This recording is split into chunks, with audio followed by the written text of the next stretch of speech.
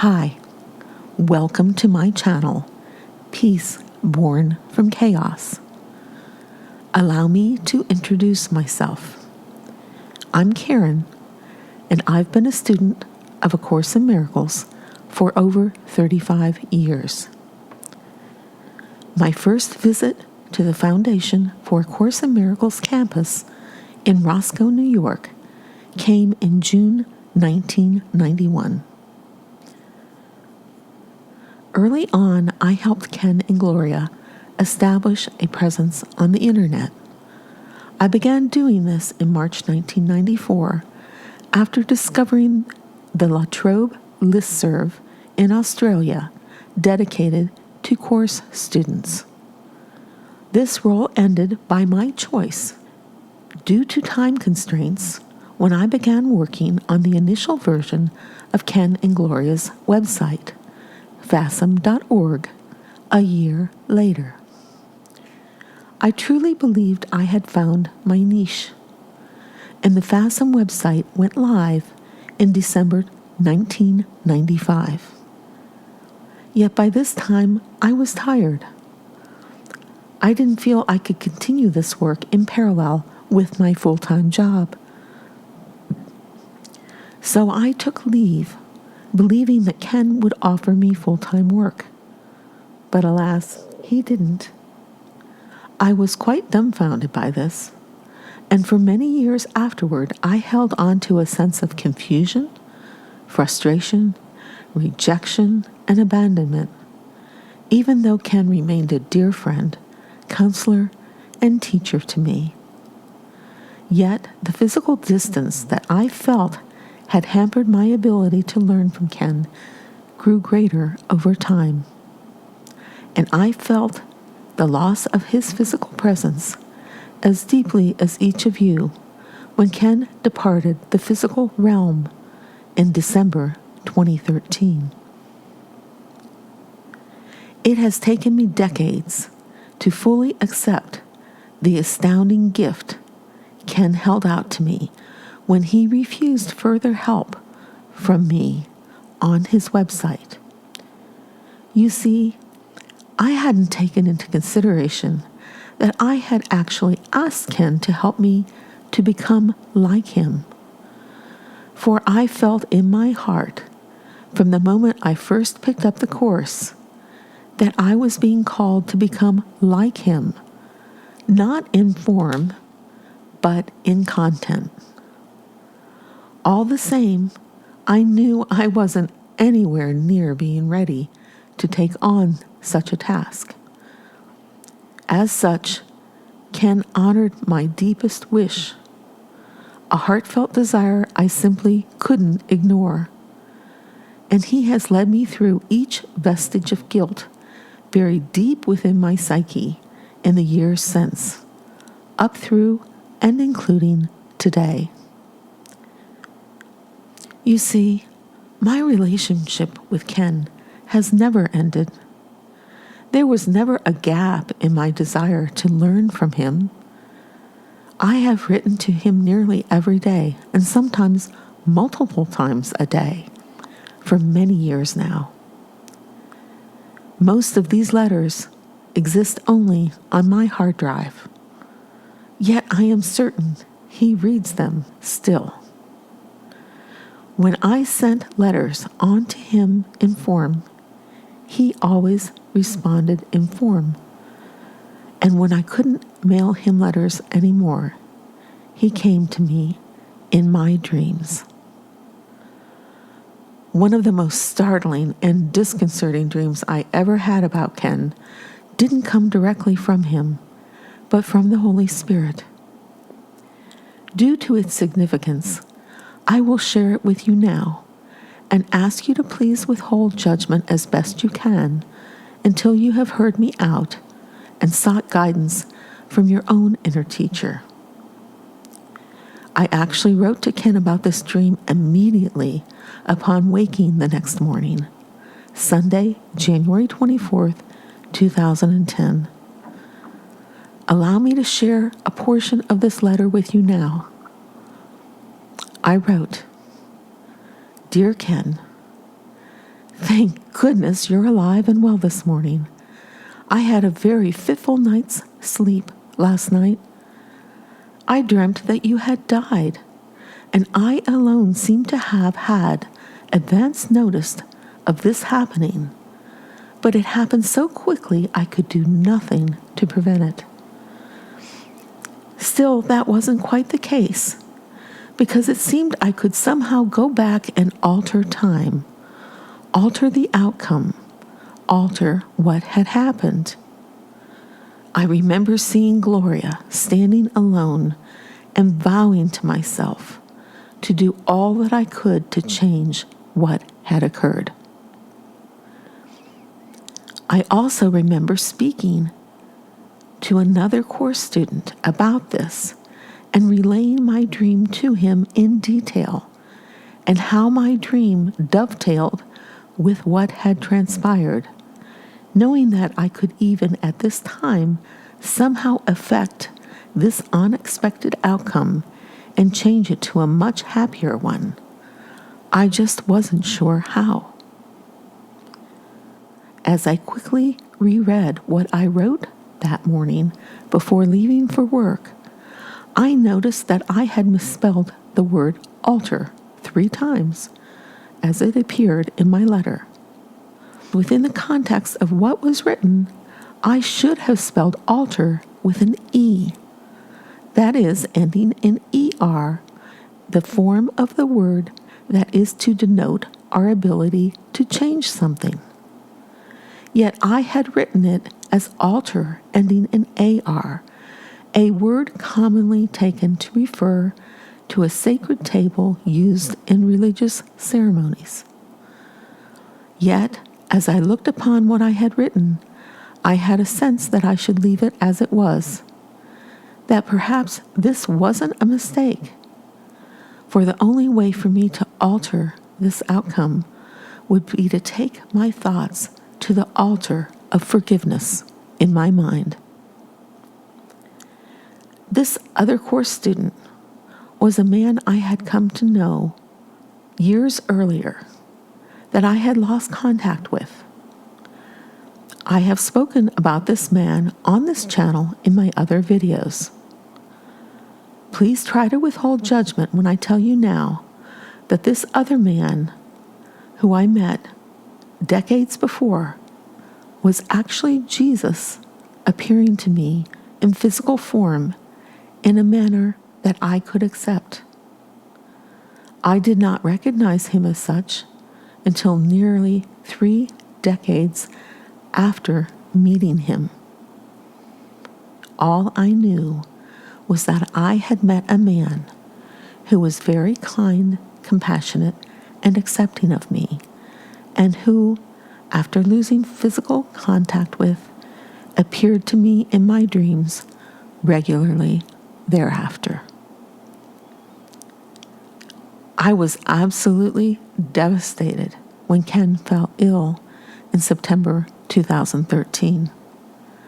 If you can imagine, I upped the processing of my lessons, writing furiously into the night, every night. But nothing I did made a difference. I was not able to stop what had been shown to me as inevitable. And so after Ken left the physical plane, I vowed to do everything I could to bring him back. You might ask, why am I sharing these most personal experiences with you at this time? I am doing so under Ken's guidance and direction. And I am not asking you to believe in my experiences, but in your own. That is what comes to you once you are able to process all that I have shared with you today with your own inner teacher. Some of you might recall Ken's Lighthouse article after the 9/11 attacks, September 11th and the aftermath, published in the December 2001 issue of the Lighthouse. Near the end of this article, Ken wrote, and I quote, A monster has been unleashed that I do not think can be contained anymore. And the monster is not in Islam. The monster is not in America. The monster is the hatred in the world, and it is now incredibly widespread. It is all over the place. Again, the only hope is that this situation will become so unbearable for all concerned that hopefully some group in a position of influence or power will say, there must be another way. I believe that is the only hope and the only good that can possibly come from this. This is a very important time, obviously, for the world. It is a very important time as well for serious students of A Course in Miracles to practice what they are learning. End quote. But allow me to repeat. The monster is the hatred in the world, and it is now incredibly widespread. And the only hope is that this situation will become so unbearable for all concerned that hopefully some group in a position of influence or power will say, there must be another way. Some group in a position of influence or power. This is you, the viewer I am speaking to today. Please heed these words and hear me out. Ken often spoke about looking at the world from above the battleground. The battleground takes form in people and places and events in our world, but that is only the form of the battleground. The real battle is taking place within the mind of the sonship. In the Course, Jesus urges us, in the introduction to chapter 21, seek not to change the world, but choose to change your mind about the world. And now Course students worldwide are being asked to look at what is occurring in the world with Jesus, to assist in healing the division and hatred that has been magnified in recent years. Many of you familiar with Ken's book, Absence from Felicity, may question what I am saying, and rightfully so. For in this book, Ken shared an explanation that Jesus offered to Helen as to why she was being asked to take down notes that would later become A Course in Miracles. Helen wrote of this experience, and I quote, I was given a sort of mental explanation in the form of a series of related thoughts that crossed my mind in rapid succession and made a reasonably coherent whole. According to this information, the world situation was worsening at an alarming pace. People all over the world were being called back to help and were developing what, to them, were highly unexpected talents, each making his individual contribution to an overall prearranged plan. End quote. Yet, Ken's stated view on this subject to all Course students who question this statement seem to contradict what I'm asking you to do now. For at this time, Ken wrote, and I quote, unfortunately, this story is frequently taken by students of A Course in Miracles to be the literal truth. Rather, it should be understood as a set of symbols that were adapted to Helen's conceptual level of understanding at the time, the meaning of which is beyond all concepts. Thus, this explanation was the form in which Helen could best understand the startling events of that summer of 1965. End quote. However, I ask you to please suspend judgment while I share with you what Ken would have you do. For the explanation he gave then needed to be placed in the context of time, which provides a framework for what the world was prepared to understand when this book was written. But times have changed, and this is a call to action, not in form, but in content. And if you are skeptical, please remember that 2,000 years ago, Jesus knew he could not bring the teachings of the Course to the world, that this progression of his teachings needed to wait until a point in time where the world was ready for it. In the role that Ken has asked me to take on, I am not asking for anything more than for Course students around the world to join with me in seeing the world events today as the outside picture of an inward condition. An inward condition where we are unknowingly holding on to a desire to be unfairly treated. In doing so, it is vitally important that we do not deny our feelings, as Ken wrote in his Lighthouse article on September 11th, and I quote, "A good starting point for students of A Course in Miracles is to be honest about their feelings and to allow themselves to get in touch with them.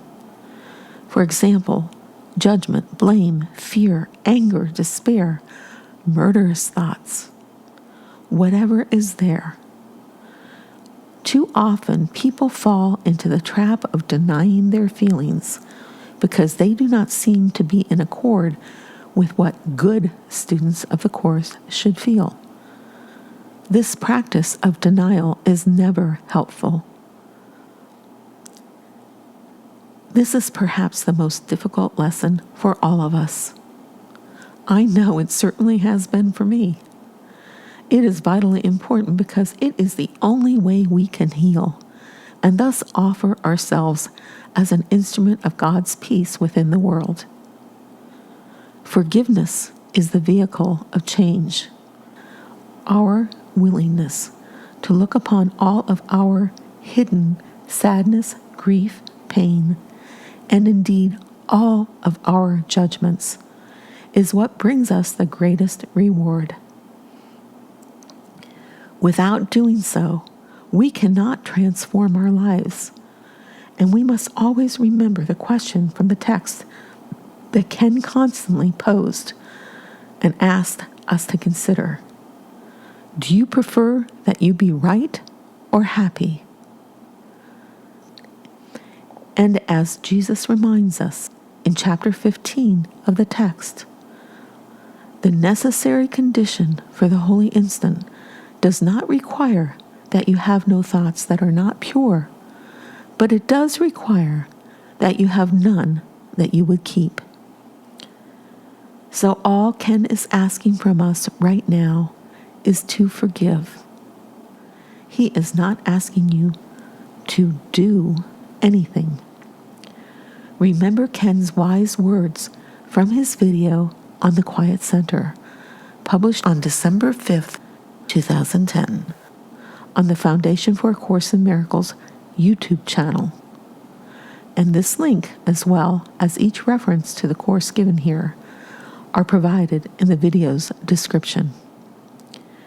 In this video, Ken shares, and I quote, "The Quiet Center is when our decision-making mind chooses to become right-minded, when it chooses to rest in the love and peace of the Holy Spirit or Jesus, as opposed to the unquiet center, which is when our mind chooses the ego and its raucous shrieks of sin, guilt, fear, attack, punishment, and death." In that section, I Need Do Nothing, near the end, Jesus is appealing to us to always turn to that quiet center.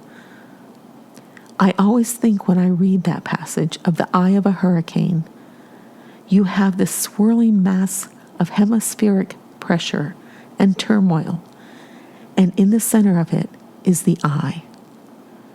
This I is the quiet center that keeps us sane, that keeps us peaceful despite all the raucous shrieks of the ego, all the frenetic activity that is always swirling around us as bodies living in a world of bodies, living in a world of special relationships.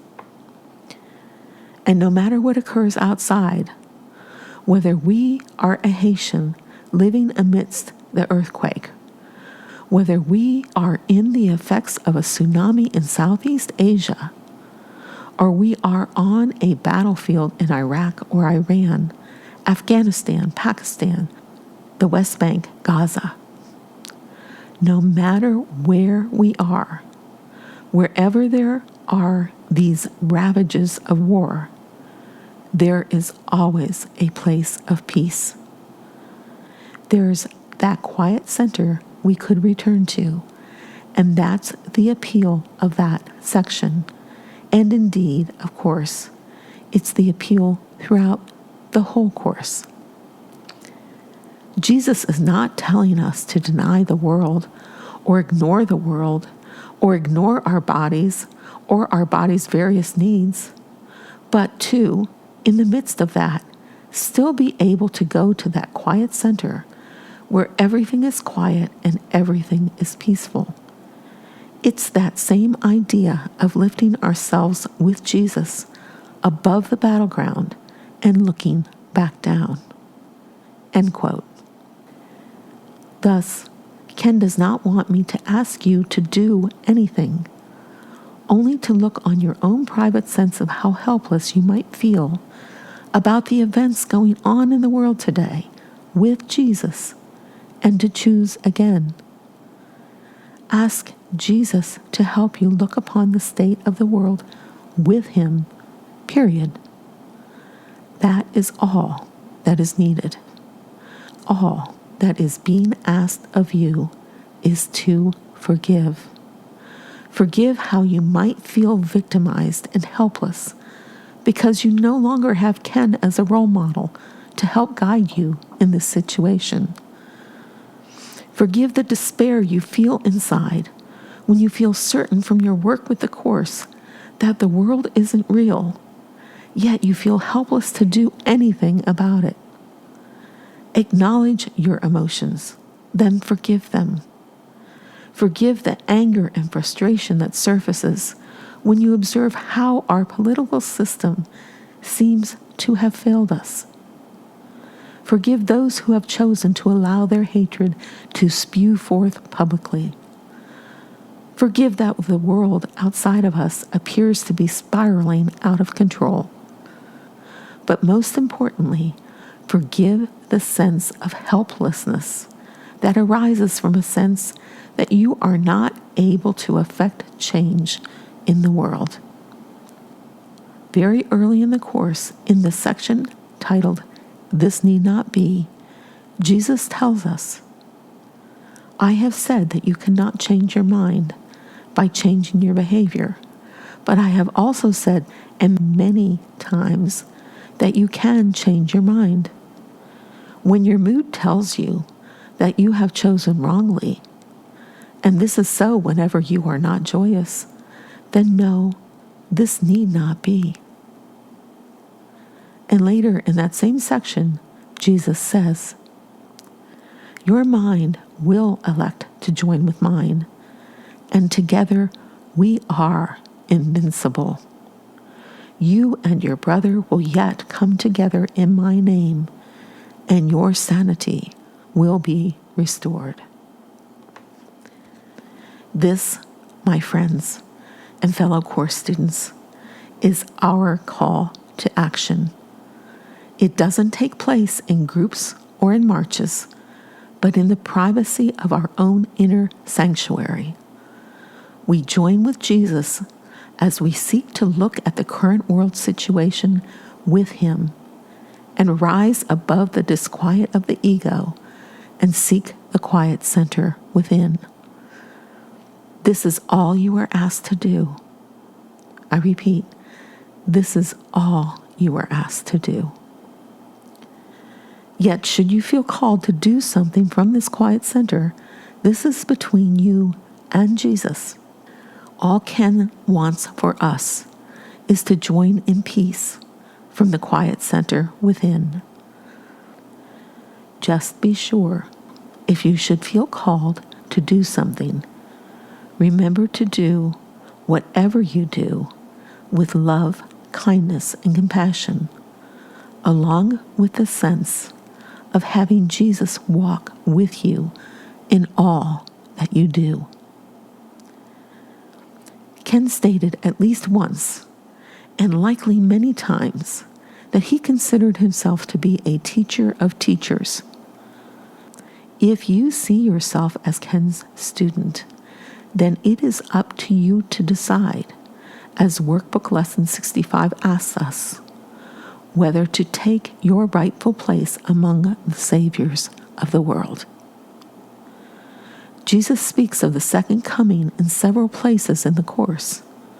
Again, early in the text in chapter 4, Jesus informs us, the second coming of Christ means nothing more than the end of the ego's rule and the healing of the mind.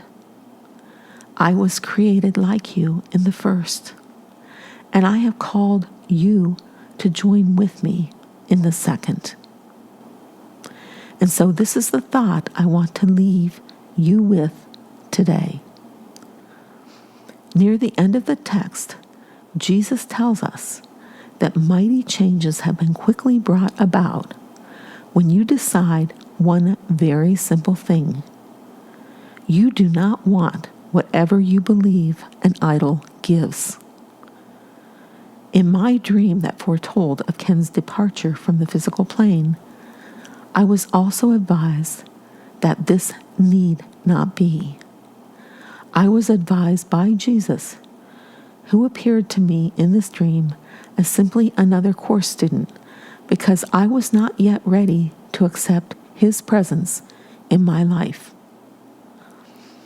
I was advised by Jesus that I could, even at this time, somehow affect this unexpected outcome of Ken's death and change it to a much happier one. I just wasn't sure how. According to the Gospel of John, chapter 14, verse 3, in the Bible, Jesus made a promise to his disciples before his crucifixion, declaring, I go and prepare a place for you. I will come again and will take you unto myself, that where I am, you may be also. I am a dedicated student of A Course in Miracles and the teachings of Kenneth and Gloria Wapnick. I had a dream nearly 4 years prior to Ken's death that relayed this devastating news to me. However, since that point in time, Ken has continued to counsel, teach, and guide me. He has promised me that he will return. Jesus called him to himself so Ken could help prepare the world for this mighty change from a world ruled by the ego thought system, or wrong mind, to a new world that Jesus has prepared for us, one that is born from forgiveness and ruled by the Holy Spirit, or the right-minded thought system.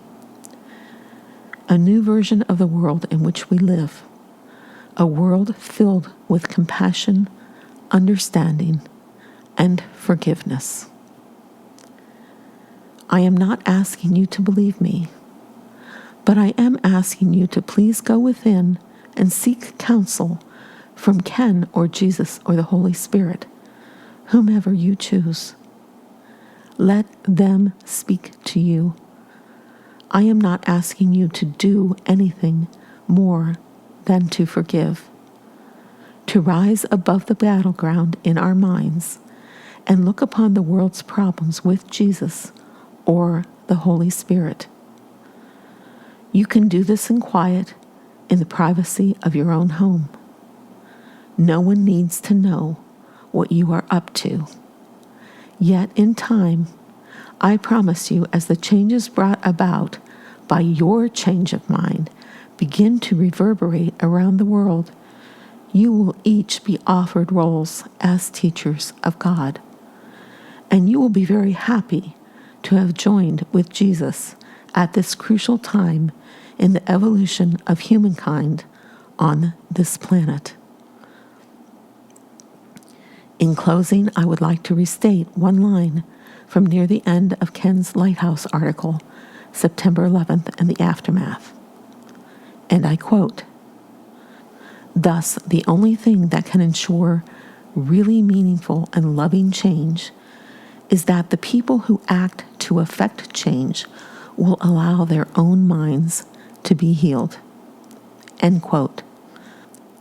In this article, Ken envisioned that the people who must act to effect change would be world leaders. We, as course students and students of Kenneth Wapnick, will be the new world leaders, not in form, but in content.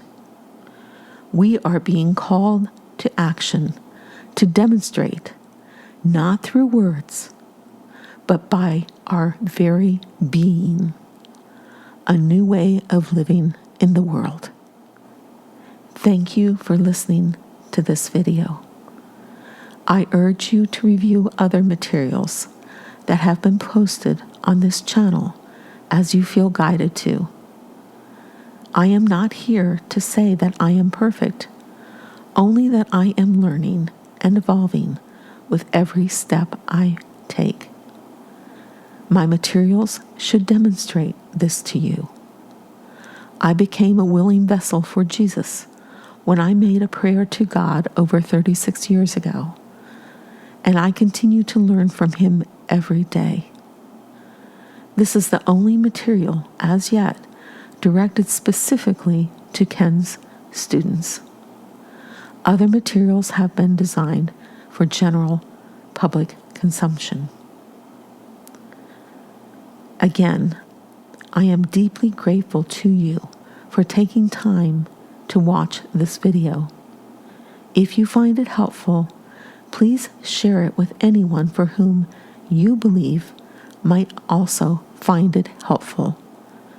Ken said many times prior to his departure from the physical plane, "I'm not dying."